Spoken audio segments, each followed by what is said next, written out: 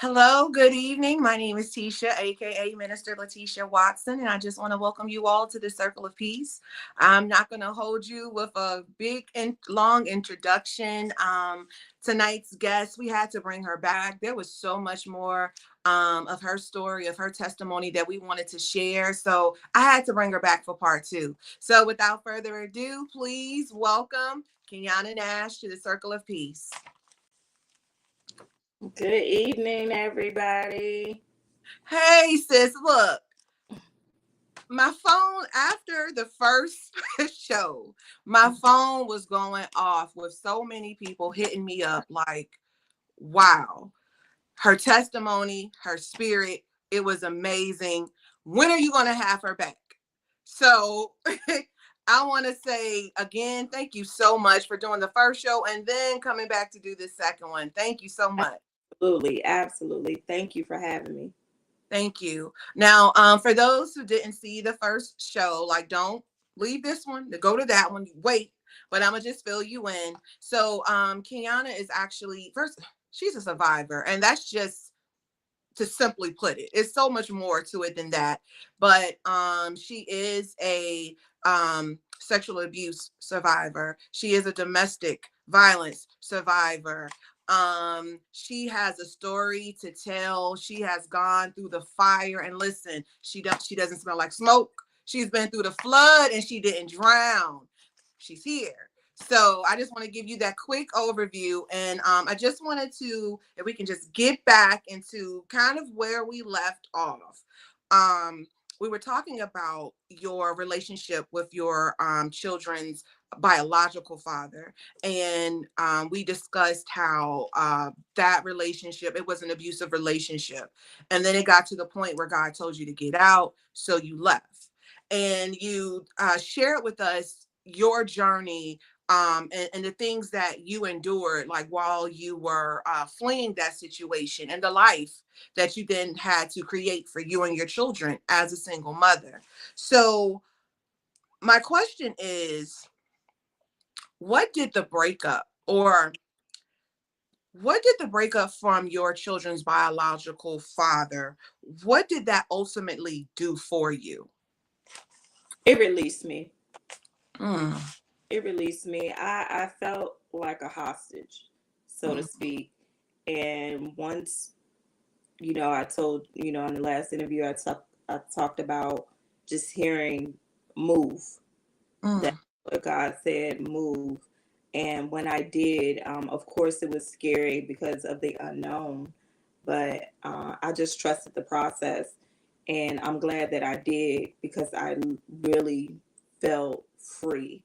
Uh, mm, just like, we see, um, people who are wrongfully incarcerated and they finally get vindicated mhm, and they're released and they're excited. And that's where I was. I didn't feel bad about doing it because I knew ultimately I was doing it for me and I was doing it for my children. mm. Relief. Yeah. That's ooh, that's a good. That fresh out of, if you, I have never been to jail, but if that's what it feels like, Mm. feel like I may have done a prison sentence and I got released. That that's it says so much because there are situations that like we find ourselves in that like truly like you know it's kind of like this cliche oh, you're in bondage or like if you're in church you've heard that before, but to feel it, to like I'm in bondage and I know I'm in bondage, I feel like I'm being restricted, and the fact that you realize you've been in bondage because when you're no longer attached to that thing, Mhm. I'm free. And God, I'm free. we can't have church, we can't. I'll go, I'll Yeah, go, I'll go with you now. I'll go, but let's finish the show. So my next question is, how was the dating experience as a single mother? It was so hard. Okay. It was really hard. Again, I'm a single mom with 4 kids, and it was just really weird. Um, because ultimately, if you're dating me, you are going to date my children. You are going to understand that I am a mother first. Mhm.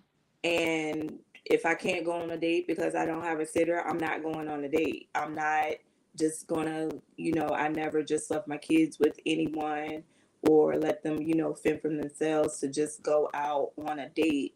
Um, Right. it did take me a while to actually date, and just early on, I didn't actually bring anyone that I was dating around my children Okay. until I was, felt like confident that this would be, something long term and a person that I can trust. And that was maybe one person before my husband. Okay. Um, yeah, I just kept him distant, just Yeah. kept him distant. But honestly, I honestly wasn't even really looking for anything serious Okay. because, again, I have this fresh feeling of being free, and I Mhm. needed to know who that new version of myself was. Right. So I was, I guess you maybe can say casually dating, Okay. but nothing really, really serious until I met my husband. And even at that time, I really didn't intend on ending up where we are. We'll be celebrating 10 years. Oh, awesome. So it was just so natural and it was so organic. And when, he met my children, it's like they instant just like click. And yeah, like I actually kind of think the kids like him more than they like me. So it was like, their bond is really just unmatched. And he always treated and treats them as Mhm. if they are his biological children. When you were, as you were dating, when you were out there, did you have like preconceived notions before, as to like, for example, I have 4 kids. Nobody's gonna want me with 4 kids. Like, did you have any of those thoughts? Like, did that Yeah, is okay. Okay. absolutely. And also, excuse me, also because that was something that was constantly told to me from my kid's father. You're fat, you got 4 kids, nobody's gonna want you. um no, nobody's gonna take care of you like I take care of you, and all of these things just to try to manipulate me for me to come back. But it was, I mean, proof is in the pudding. Somebody did take me and my 4 kids. So um it was, all, and I did kind of find that to be true because, I would meet someone and, you getting to know someone and it's like, yeah, I'm a mom, I have 4 kids, and then it's just like, okay, the call stopped, the text message stopped, and which that was fine. It's just, they weren't mature enough to handle the situation. It wasn't that I was asking, or looking to date someone to come in to take care of my children because, like I said, they were my number one priority. So they were taken care of with or without a man. Yeah. Yeah. I have someone in the chat that says bonus dads are amazing. I have 3 kids and he is the best thing that came into my life. So we want to bonus parents, period.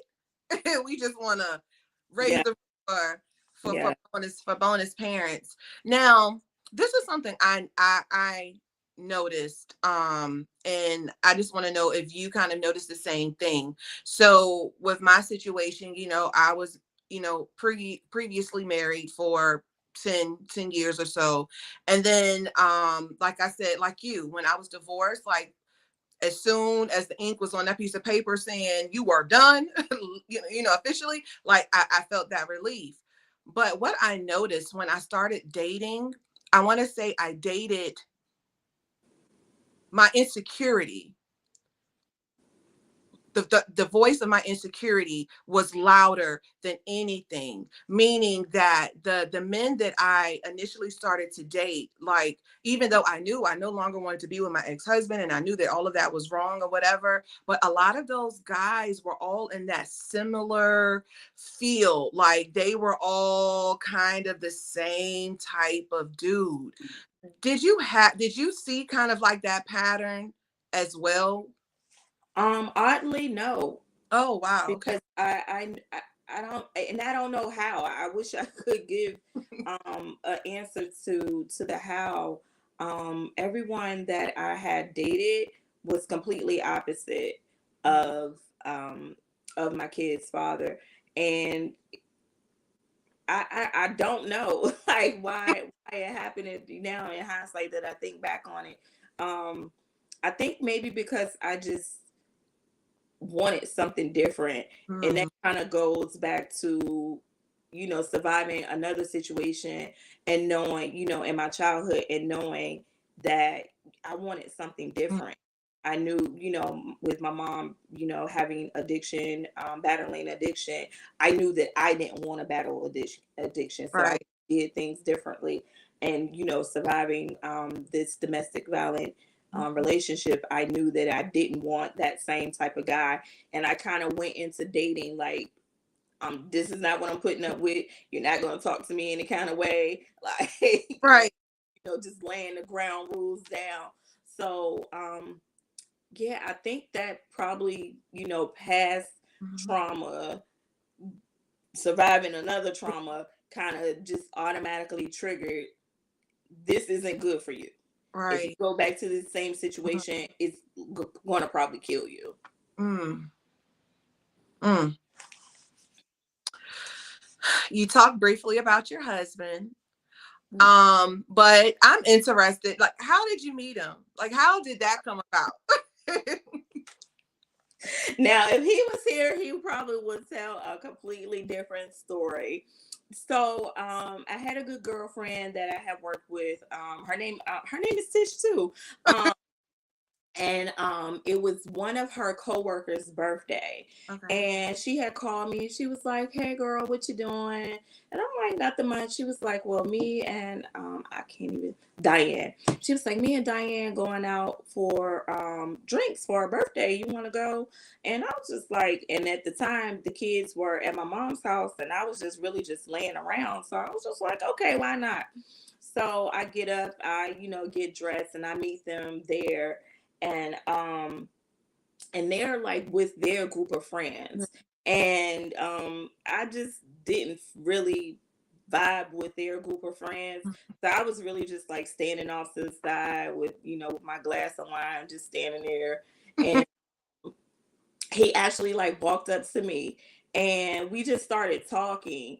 And and in our conversation, he's on the night that we met, he told me that he was going to marry me. And I was like, boy, you only known me 3 seconds, like.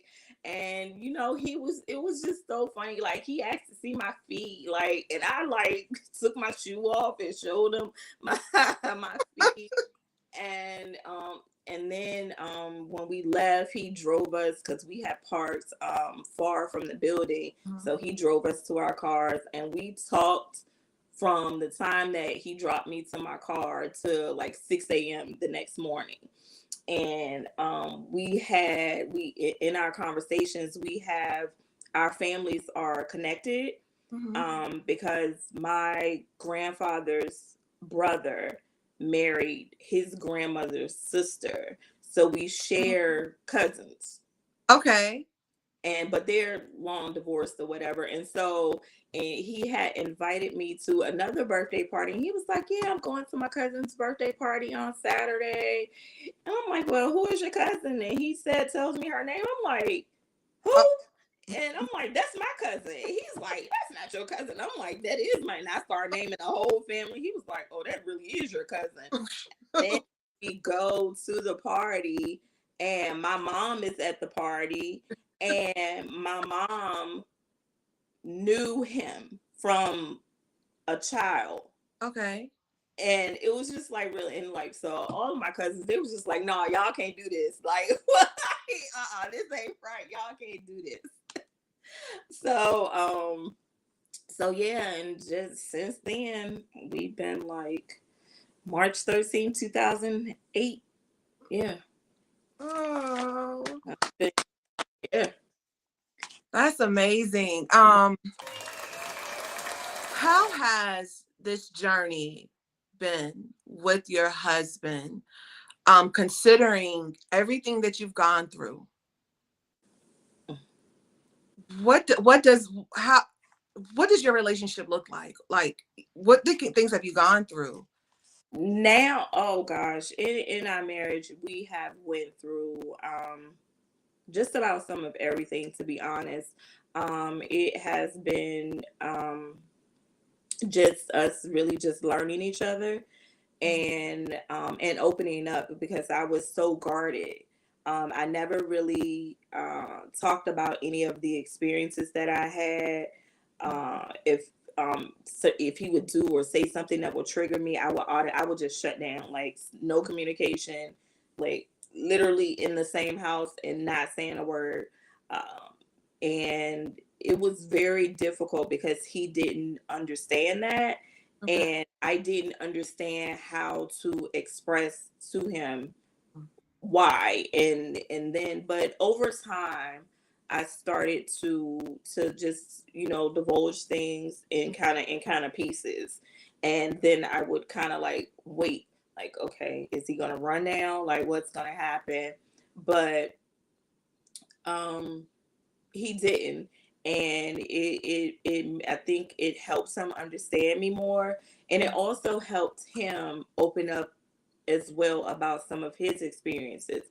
So we kind of was each other's, safety net over a course of time, once we began to fully just like trust each other. Of course, we went through, well, I'm not even going to say typical relationship things, but we had disagreements. When it came to the parenting, and just different things in the household, we survived infidelity. So we've been through a roller coaster of things. Now, we are in a very good space because we have like real conversations about our feelings, and typically that's not known for a man to do that. So he's real good now about coming to me and saying, this is how I'm feeling, and I'm doing the same thing, vice versa. And I think me being on this journey of just wanting to heal from the past and live in the present, it has actually helped him for him to come along with me, so to speak. And I think it definitely is working for what we're trying to build. That's awesome. Um, so this next part, okay, so we're going to transition Okay. into who you are now, and Mhm. all of the amazing things that have happened to you thus far. Like, this is just the tip of the iceberg, I believe. But I want to transition. So Sunday, I was watching Pastor Mike Jr. Y'all know how I am. I'm always, you know. And so, so this week is the beginning of, Jesus's passion journey, right? So he was preaching from Matthew 21 verses 1 and 2, and the story of Jesus sending his two disciples to go and get the donkeys that were tied up, which one of the donkeys he would use to ride into town. So he sends his disciples into town to retrieve the donkey and the colt who were tied up. And Jesus' instructions to his disciples was to untie them and bring them to him. And then if you go and skip over into verse 3, he said the reason why they needed to be untied was because he had need of them. You're a life coach now. You are also a published author. And the reason why I brought up all of that, there's a method to my madness. So the reason why I brought up that particular part of his sermon is that first I want our guests, if someone is viewing, I want them, they see right now the finished product, right? And for some people who may not even know like what you've been through, they see you. And I don't want anyone to be discouraged thinking like, oh, well, this is her and I'm behind, or I don't know how I'm going to get there. I said all of that to say that there is a process to get to from A to C. You got to go to B. So there is a process here. So what you see right now and tonight, Kenyatta had to go through a process. And part of that process, in order for God to truly use us, he has to untie us from certain situations, certain things, certain people. So my question to you is, what did God have to untie, or what and who did God have to untie you from in order for you to be in the space that you're in right now? Woo, that's a loaded question. My God, that's so powerful, right? Because God will tear us down to our lowest form, Mm. lowest form, in order to rebuild us in His vision, not ours. Because we want to do what we want to do, but that ain't even part of the plan to begin with. And God really He broke me down. And, medically, they would say I was clinically depressed. Oh. And I was suffering with anxiety. And I had a lot of dark days where I had to spend time with me. And I had to bring God in that room with me. I could not do it on my own power. I experienced, like when you get like a helium balloon and over the course of time, it starts to deflate. And, somebody gets tired of seeing the deflated balloon up. So they'll come and they'll bust and let all the air out. That was literally what happened. If I can give you a visual, that's what I was, this helium balloon filled with air. And we know the helium is a chemical, it's a toxin. Right. So I was filled and surrounding myself with toxins that came from people, places, things, words, thoughts. I was filled with it. I was filled with very minimum positivity. The negative overshadowed over that.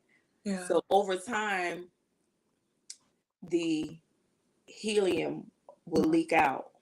And then one day, somebody got tired of my little balloon hanging, just dangling on, and say, and got some scissors and say, what, I'm gonna let it all out. And in that experience, that's when those days, it was dark. It was ugly because now all the toxins are just floating in the air, and I just couldn't. I couldn't eat. I couldn't sleep. I'm in the room in the dark. My room is blacked out. The kids, they were, young teenagers, and my oldest son, he was driving, so everybody was getting where they needed to go. I'm in the room, just in the room, dark, and spent a lot of the time crying, like, God, why? Yeah. What do you like? What is to come of this? Right. I don't like this feeling. And just, many, many days just crying. And then I may get a burst of energy where I would get up, shower, get dressed, go out. But I'm going out feeling myself with the toxins. Right. I'm trying to blow my balloon back up. I said, nope. Yeah. Told you that this balloon is old. Mm. serves no purpose. Mm. And I knew that I needed to do something different because what I was doing was not working Yeah. on my own. So I started praying. I called a good friend of mine and I asked her, I'm like, I need, I've always been a believer. I've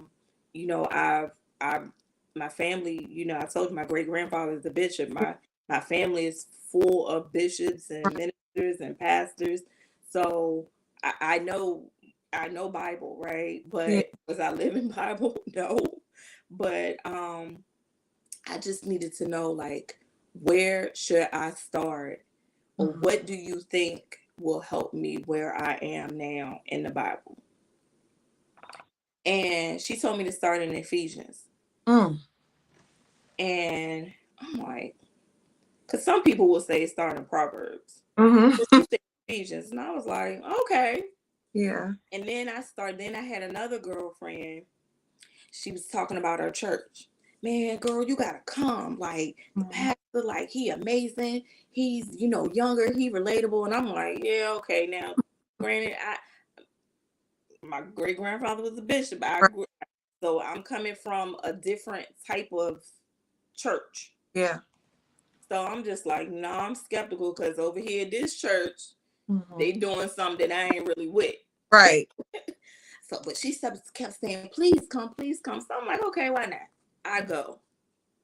I go and I'm sitting there and I'm not being, number one, I'm a visitor. It's evident I'm a visitor, but I'm not being judged. Yeah. Right. And I'm like, they not staring at me. They not. They passing out hugs, and the hugs are real. Like, okay, I said I might like this. So I Mhm. kept going back, kept going back, kept going back. I can relate to what the pastor's talking about. I'm like, okay. So went to watch night service. Mhm.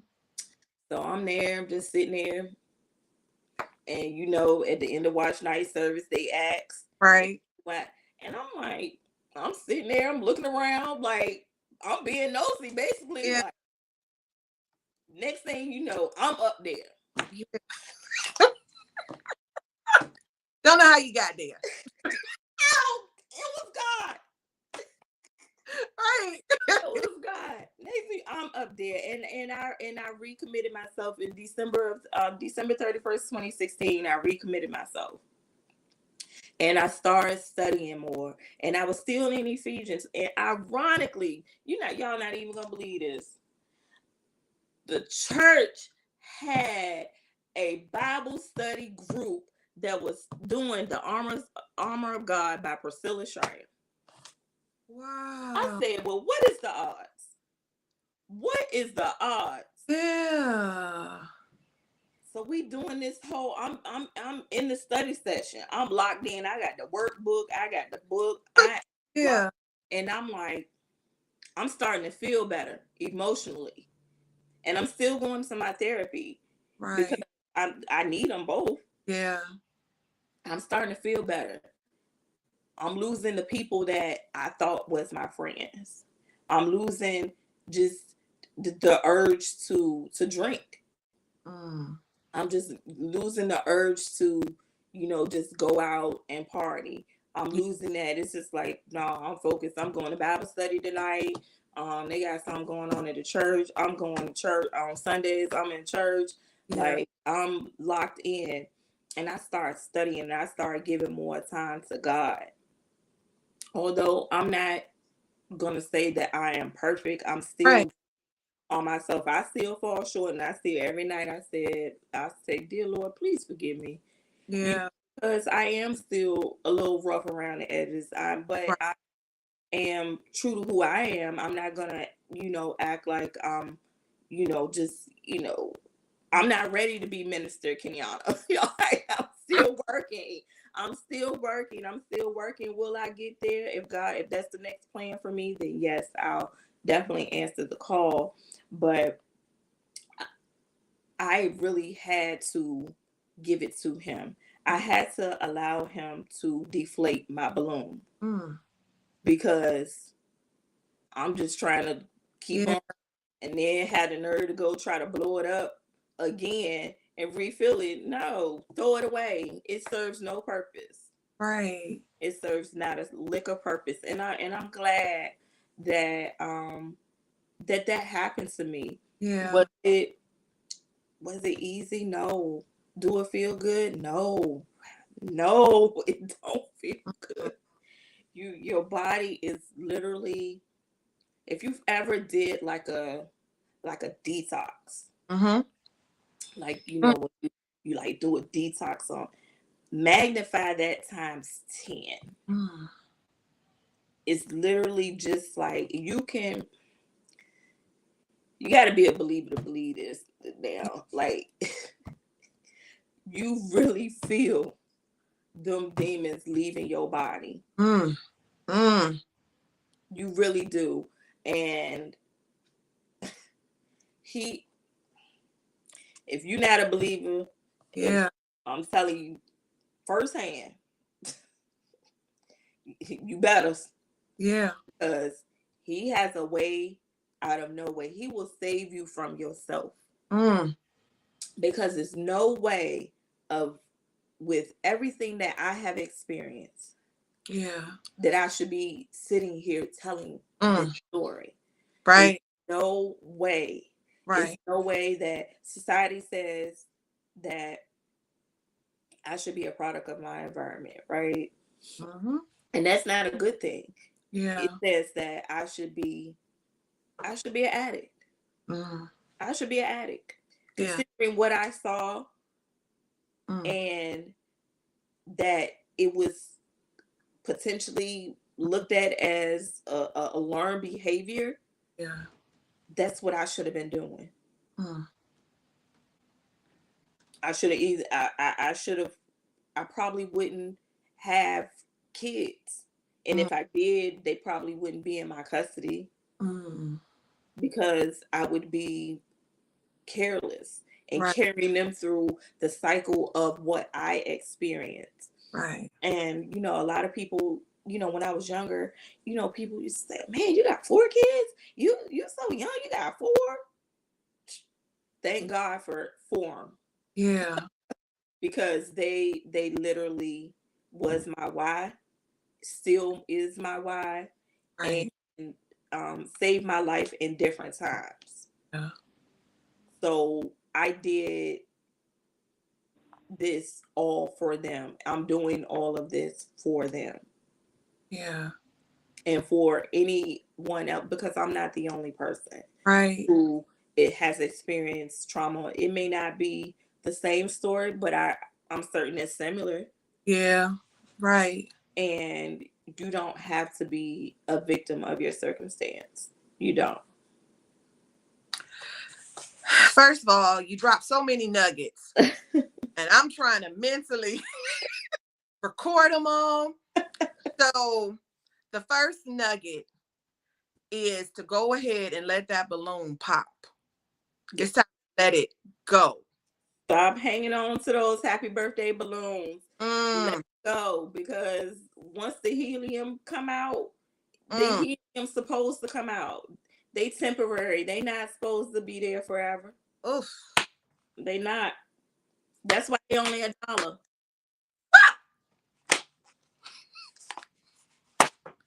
And we hanging on to that Dollar Tree. We hanging on to the Dollar Tree helium balloon that serves us no purpose. Our birthday was 2 months ago. And it's on our desk. It's on our desk. Just pop that sucker. Just hanging for dear life. Let it go. It serves no purpose. Woo. Because if you live long enough, you'll live to see that your next birthday, and you'll get new helium balloons. Look, we not having church. I told it. Ooh. I'm sorry. Ooh. Okay. So that was one. The second thing that you said, you had a but God experience. You talked about how God broke you down. And I just want to emphasize that, look, I don't care where you are in life. I don't care what you did. whatever God has purposed in your life, what he has spoken over you, listen, he don't lie. Whatever he speaks, that word will not return back to him void. I don't care what you do. And so here's the thing, like you said, before God will allow you to kill and destroy yourself, he'll sit you down. He'll break you down. And the breaking down process, listen, okay, so we talk about when we talk about olives, right? And so we know that you can get an olive, and when you squeeze the olive, oil, comes out of it, right? So let's go ahead and get churchy because we already here. Let's go ahead. Dive right in. So so the situations that we find ourselves in, right? They squeeze us. We feel that pressure on all sides of us, right? But it didn't break us, right? All it did, it squeezed us enough for that oil. Flow. No, that's all it did, right? So I'm glad that you brought that up, that it didn't feel good, but it worked for your good. Something else you said that even though you were in church, you were also in therapy, and you said that you need them both. So I've talked about how in the African American community, 9 times out of 10 we deem our pastor as our therapist, right? A lot of times we really don't feel comfortable with going outside of our clergy members to get, guidance and assistance. So can you please speak to our viewers? What was it? Was it that depression that you were going through? Was that the reason why you decided to seek outside help? Yes, because I knew I was in a dark space and I didn't want to be there. Like I was losing weight, and not in a good way. You know, you can lose weight and you can look good, but I was losing weight and I looked sick. Yeah. I was literally and I was sick. I was, my blood pressures were high. My I was having like digestive issues. Um and just nothing was going right. Yeah. I didn't look like I was dehydrated. Mhm. Potassium was low, iron was low. I knew I needed something, someone. Mhm. Yes, I had my pastor, amazing teacher of the word. Yes, I'm sure that I could trust him Right. with what I was going through, but Yeah. it I didn't need my pastor for that. Yeah. I needed someone that I can go and I can be transparent and I can be myself. I can Right. curse a little bit because I do curse. Like, I'm not gonna say that I don't, and that they're gonna be okay, Mhm. and not just say, and not saying that my pastor would have said this, Yeah. but that's, well, we just gonna pray about it. Well, sometimes well, all the time we gotta pray and do the work. Yeah. Yeah. Yeah, prayer gonna work, but I need extra. Yeah. Extra. I need the full package. Right. So it was just where, and I told you, my job at the time, they were offering, and most employers have this, I believe, where they should. If they don't, they should get on board, but offer EAP. Mhm. And Mhm. EAP. So I called, and one of my other coworkers gave me the number, and I called and I talked to the like intake person, Mhm. and she recommended, you when you find a therapist, it's Yeah. finding the right shoe, the right wig, right nail color, like it gotta go. Yeah. So I had to try out a few. Some of them was looking at me like I was crazy for real. Like, I like, no, told you the one lady, she said, well, you might need to go see the psychiatrist and you might need some medicine. And I already knew that I wasn't taking medicine. So I knew I was never going back to her. So, when I found my right fit, like I mentioned before, before that lady started asking me questions, she asked me if she could pray for me. I'm like in the right place. I'm like, excuse me, what did you say? Can you what? Yeah. We incorporated that into all of our sessions. Every session, she prayed with me. And I knew that, okay, God, you're a genius. Right. He knew what I needed. Right. He knew what I needed. So we're talking about your therapist, but hold on. You're a life coach. A whole life coach. Whole life coach. The crazy lady out here coaching people. Ain't that how it works? So, what made you choose this profession? Like, what made you want to be a life coach, and how did you get into it? So I was just like, just in hindsight and just thinking about, I'm not the only person. Yeah. And I'm like, a lot of people don't know where to start. Right. Or how to start. Right. So I'm like, well, I experienced this. This is not anything that I got from a textbook.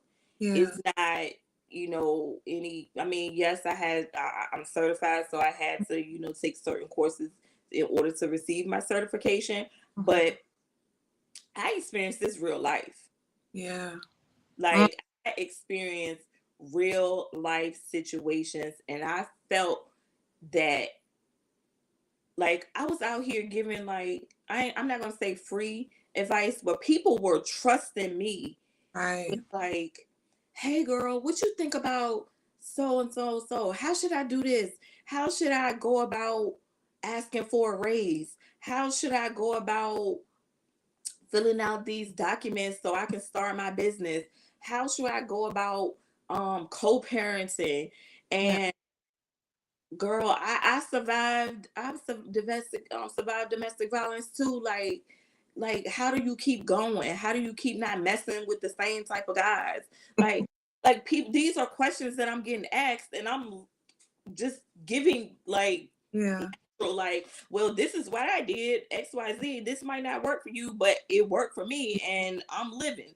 And people were, in a sense, like, man, I admire you. Like, you are inspiring me. So I'm like, start thinking, I'm like, I'm out. Like, not only did I work on changing my life, I can change somebody else's life too. And I said, now therapy, that I don't think being a therapist, I don't know if that's in the cards for me later down the line. Because as of right now, I really can't speak to the medical aspect of mental health conditions, but I can teach you and help you how to navigate through them. I can teach you, different situations that you may overcome in a real life situation. So that's what ultimately said, you know what, I want to help people. I want to help people that look like me, talk like me, and just that can relate to me, that is going to allow me to be transparent, that's going to take this this tough love, and because I want to see everybody be great. I see especially in our community, I want to see women being healthy and mentally and physically, and raising their sons and daughters to be healthy. That's a big thing that we're fighting right now, that with mental health conditions, that we don't have like the more life coaches and more mentors that's present. As adults, we need life coaches, mentors, therapists. We need an arm, we need a team too, to keep us going, just to navigate through life. And I want to be on that team to help somebody. Even if it's just one person, I feel like I did what God told me to do. Yeah. Yeah. I see in the comments, one person I said, God is so good. And then I see, oh my goodness, Jesus. I guess that's back when we had went churchy, right? So I do not want to end without discussing your book. So Saturday, okay, Miss Authoress here had a book signing and sis sold out her new book. Hold on. I wrote it down. Look, I got so excited here.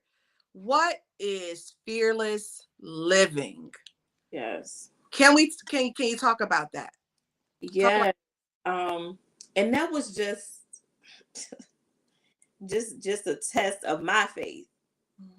Because for years, I'm saying, you know what, I'm gonna write a book. I journal enough. I got enough journals here. I got a series. And I'm like, I write. Say one of these days I'm gonna put out a book. I always I want to put out my own version of a journal, which I've actually been working on for quite some time, that I've been testing with a couple of my friends. And so the opportunity came from a good friend of mine, and she had actually shared the Facebook post that the visionary Marianne Devernat was doing this collaboration, and I'm just like, I liked it or whatever. She texted me, and she was like, I see you liking the post. What you waiting on? And we joked about it back and forth in the text messages. I was like, I don't know. Yeah. 2 days later went by. She was texting me again with the ass. I was like,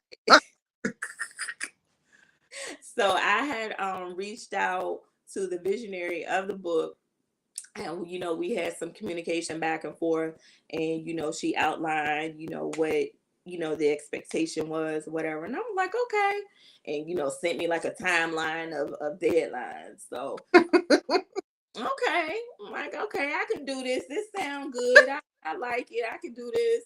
So like the deadline was approaching for my bio, just my bio. And I'm like, I'm Kenyatta Nash. That's who I am. Like, you want to know? Like, I was really, really, I'm telling you, this spirit of procrastination was definitely on me. But I finally got it done. I got the bio done. So, again, we are approaching the deadline to get our chapter in. Yeah. And I had typed out the chapter like 3 or 4 times. And I'm just like, I don't like that. I don't like that. But I'm going to save it because I might use it again. Use it for something else. So finally, I chose on what I wanted to submit. And I was like, oh, shoot, girl. Like, you did that. Yeah. And it was like I was happy, but I won't. Yeah. Like, I didn't realize what I had done until she emailed that full book. I was like, wait, they got my name on it. I was like, oh my God. Like, I'm an author. Like, I am in a book that the world can go purchase. So it was really just like, it was surreal. Like, I'm like, and just the title, like, what is fearless living? Like, I'm about to tell somebody not how to be fearful, and here I am over here, got the material. Yeah, guessing myself again. It's not me. Anything I do, I promise, it's not me. It's not. I'm just a vessel. I really am. And I was so excited. Like I said, when I got the printed version of the book, I was like, oh snap. I was in here, like the books came. I was in here. I had a photo shoot in here. I had my little ring light up. Right. With the book. I done I'm in here joking with my husband. I'm like, for now, you gotta call me author. Come But on. yeah, like, I'm having a good time with it. And so I wanted to do something like I wanted people to know, like, nah, it might look small to y'all, but this is a big deal for me. And I wanted people to celebrate with me. And so I did the book signing this past Saturday. And when I tell you, people who I did not expect showed me so much love that, like, I was just happy all day. Like I couldn't even like believe it. It was just so amazing, just genuine, real, just love. And people, even like every day, like people are still requesting the book. I sold out, but I have more on the way. You can definitely message me if you would like a copy. I will put a special message in it just for you. um and this is just the beginning. That What is Fearless Living is just the beginning. I'm working on another project now, that will probably be released in the fall. And Okay. I'm gonna finally sit down and go through these journals and start putting stuff together to release my own project. That will be strictly, the story of Kenyatta. That may not be the name, but I'm just gonna say that for now. And I also anticipate on releasing a women's journal, because if anybody knows me, that I'm big on journaling. That is a tool that I do utilize with my clients that I coach. So I'm very big on journaling. It's very therapeutic. It's really needed. Yeah. So we've just about reached the end of our show. Kiana, girl, listen. It has been a pleasure, and Yes. with you coming on to do the show, because like I said before, this was a referral put together by Miss Ebony, but you and I have like started talking because we actually have similar stories, and we're actually both of us are Geminis. Yes, it's a celebration in June. Y'all come celebrate with us. So look, so we have even started. So like, I don't know what God is doing, but whatever he's doing, I'm in it. Yes. I'm with it. But I just want to thank you once again for stepping into the circle of peace. Is there anything else that you would like to share or you would like the people to know? Stay the course. Stay Mm. the course. It is not what it looks like. Trust me. And as always, have faith, trust God, and be true to who you are so you can walk into your purpose. Yes. What's your social media handles if someone needs to contact you? You can reach me on Facebook, Kenyana P. Nash. Also, you can follow us on the Facebook Painfully Purposeful Facebook group and page. And on Instagram, I can be reached at I am Kenyana P. If you request me, that way you can openly message me if you need to, and I'll share my personal phone number. We can talk. If you want to be on the on the list to get daily affirmations, I'll be more than happy to send that to you. If you just want to chat, if you want to know more about me, if you want to be my friend, like you most certainly can. I'm open to great energy and good vibes, and spreading it and just helping people just be healthy and happy mentally and physically. Amen. Look, I see hand claps. I see hearts in the chat. I see we love you, Keon, and we do. Yes, I love you back. Yes.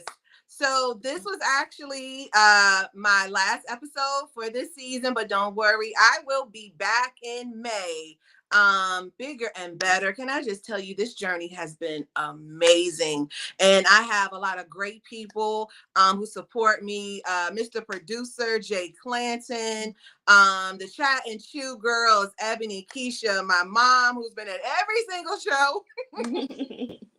My husband and all of my other supporters, Courtney, Adrian, thank you so much for supporting me. I appreciate you ladies. Listen, if you are watching, I need you to, we're going to buy up all of Kenyana's books. So I need you to hit her up and tell her you need a copy, right? And I need you to buy a copy, not just for yourself, but for every single woman or person, period, right? We want to out. Okay. So again, Kenyana, thank you so much. To my viewers, we have some commercials at the end. Do not forget, tomorrow night, we have Miss Ebony with another episode of The Layers Effect. And also on YouTube, catch the last night's episode of Chat and Chew. I love you guys. You're all amazing. Good night. Thank you. Good night.